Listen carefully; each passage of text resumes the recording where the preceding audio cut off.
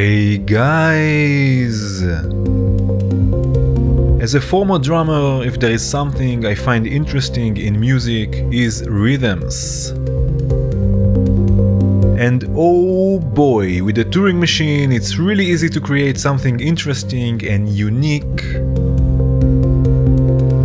So in this video I will use the Pulses expansion of the Turing Machine and also record some patterns with the gate sequencer. Let's start!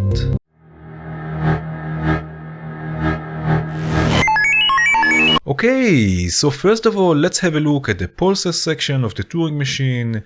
We have 11 trigger outputs and 7 of them correspond to the first 7 steps of the sequencer, and which means that when the first step is activated, a trigger will come out of the first output. When the second step is activated, a trigger will come out of the second output, and so on.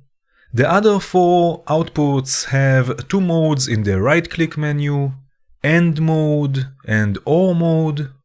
In AND mode, only when the 2 corresponding steps are active, a trigger will be fired. So for example, only when both the first steps are active, a trigger will come out of the first AND output, which means that we will get less often triggers out of this output.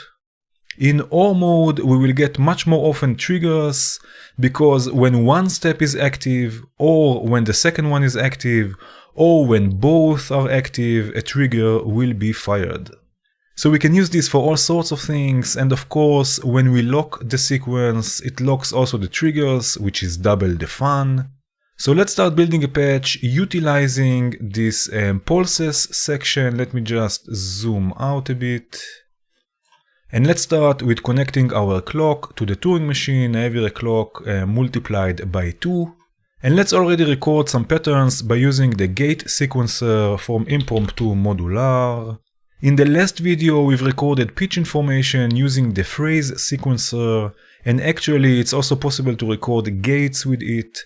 But for now let's use the gate sequencer. So what we need to do is to open the expansion panel of the sequencer. We have here the expansion module. And here we have the option to write steps into the sequencer, so let's use the same clock for the write input.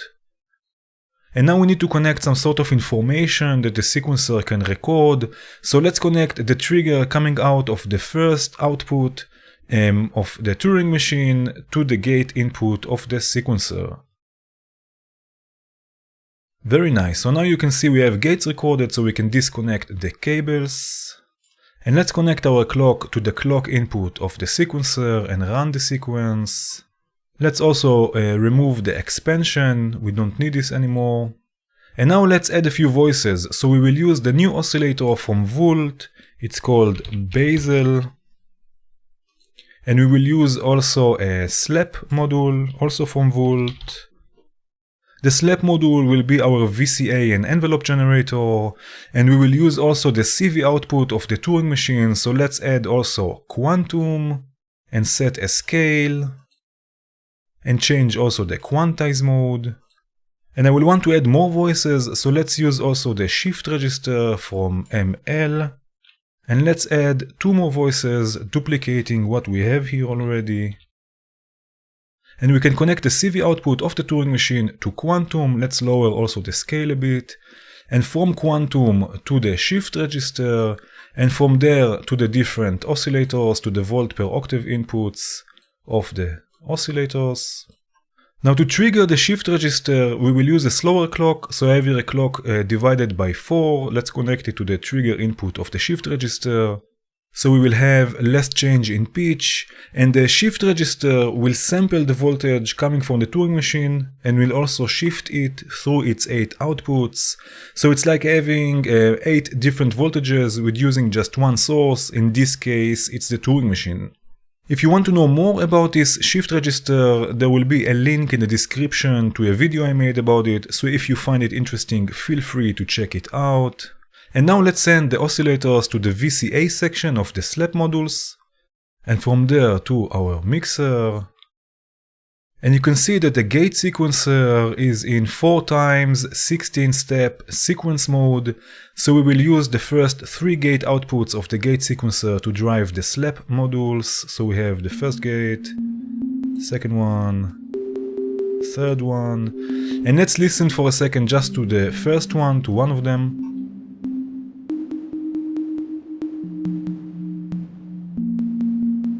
And you can hear that we have a change in pitch also in between gates. And that's because the shift register is receiving a different trigger than the envelope, but we can change this with a sample and hold unit, and of course you don't have to do this if you like how it sounds, but let me show you quickly how to set it up. We will use the dual sample and hold module from Bog Audio, and let's have some space here for this.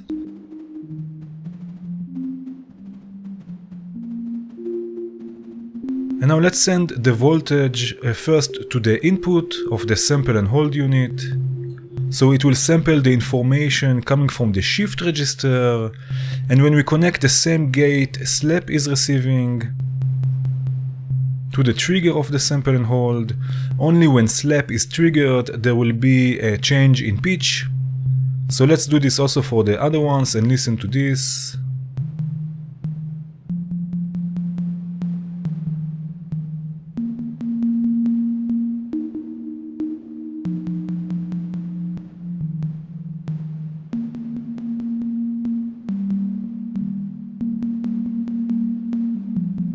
So now you can hear that the change in pitch is occurring just when the SLAP modules are being triggered and not in between the triggers.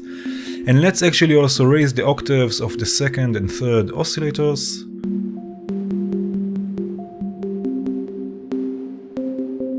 And use also the voltage coming out of the shift register to modulate their sound using the modulation inputs. So we have 1, 2, 3, 4, and 5, and let's open also the attenuverters.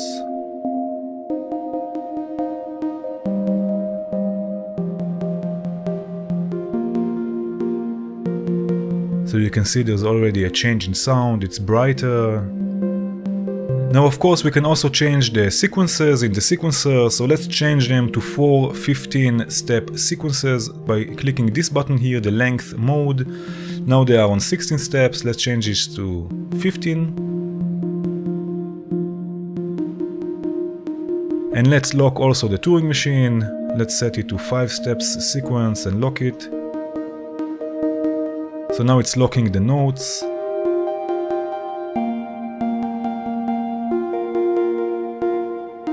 What we can also do, we can also transpose quantum, so we get even more variation. And for this we will use constants, also from ML, and the fundamental sequential switch.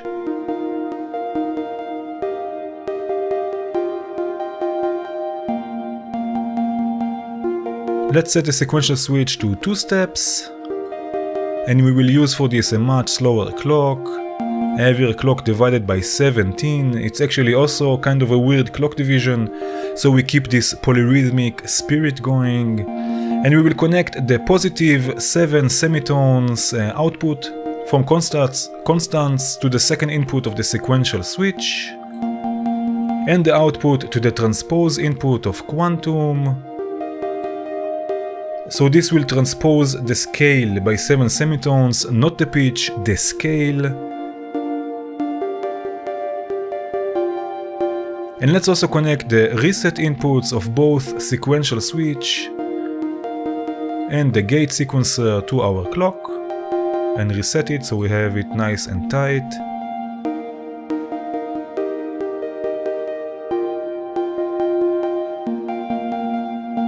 And already we have some interesting rhythms going on.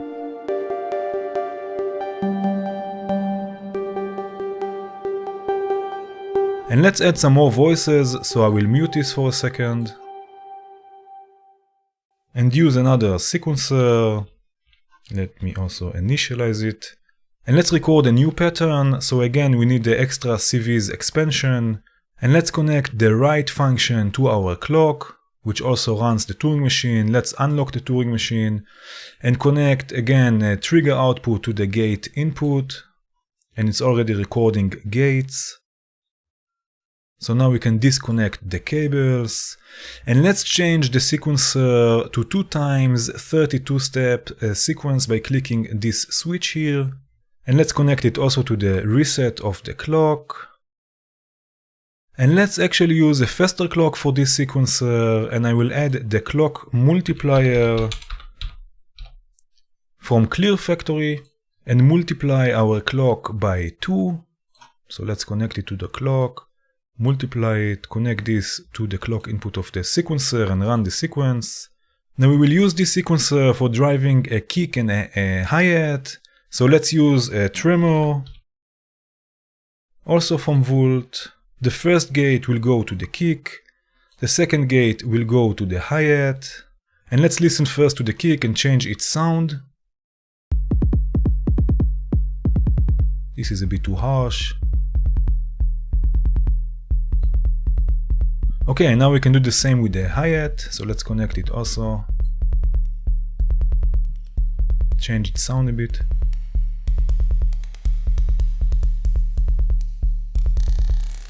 Very cool.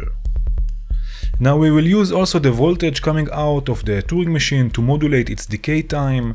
So let's connect the output of the Turing machine to the modulation input of tremor, and let's set it up to modulate the decay. And open the attenuator a bit.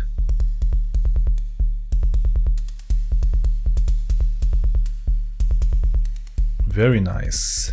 Now let's listen to everything together, see how this sounds like.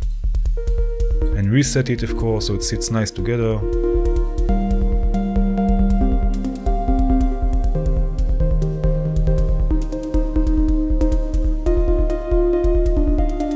What we can also do is set probability gates to the kick, for example. So let's select this gate here and set a probability using this button, and let's do this for other gates also, so we have some variation in the rhythm. Very nice.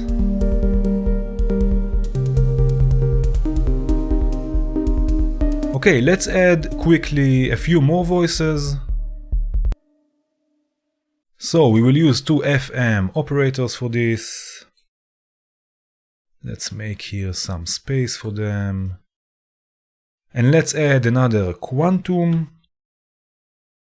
and another shift register. And let's use the voltage from the volts expansion of the Turing machine, connect it to quantum, and let's play around a bit with the voltages. And now we can connect quantum through the shift register to both FM operators. Let's jump one output. And let's use the trigger coming out of quantum to trigger the shift register. And for the FM operators, we will use 2 triggers from the pulses section of the Turing machine to trigger them. So let's use the 3rd one and the last one, the 7th. And activate also the envelope for the level. Let's lower the attack all the way down so it's nice and snappy. And let's also use the shift register to modulate their feedback amount. And we will listen to how this sounds like in a second. Let's see. This is one.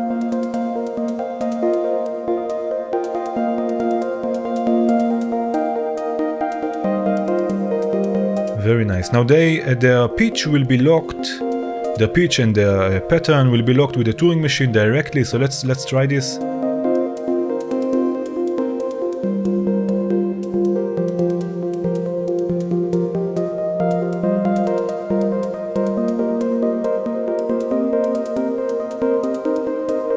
Very nice. Let's add the kick.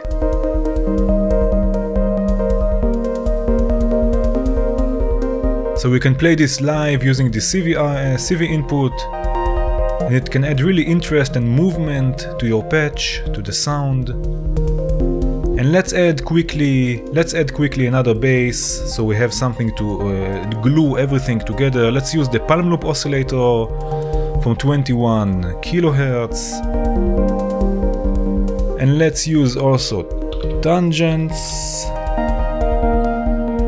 Very cool. Let's send the sawtooth wave to tangents. Let's lower the cutoff, raise the resonance just a bit. And let's use the voltage from the sequential switch to modulate the pitch of the palm loop oscillator, so it will move together with the transposition of quantum.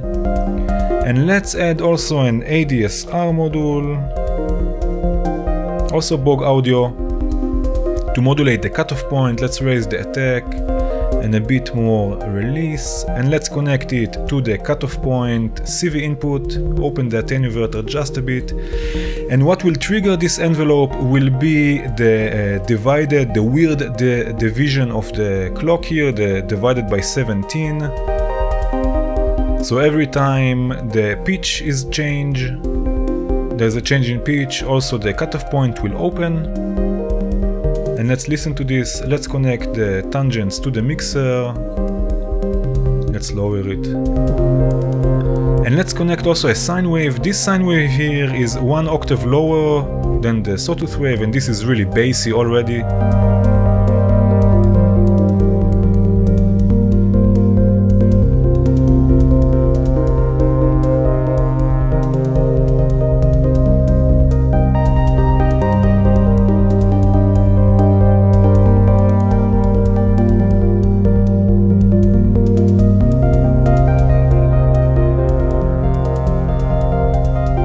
Very, very nice.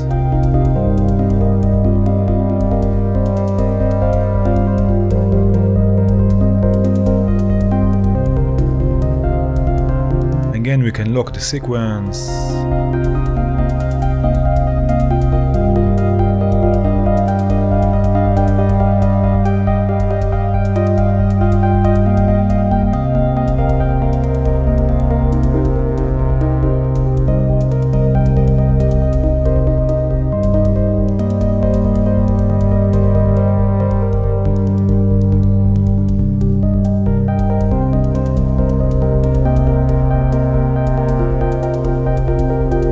I can play like this for hours. But I think that's it for today. Like always, there will be a link in the description to this patch. Feel free to download it. I hope you enjoyed this video. If you did, please hit the like button. If you want to see more videos like this, please subscribe and hit the bell. And have a good one.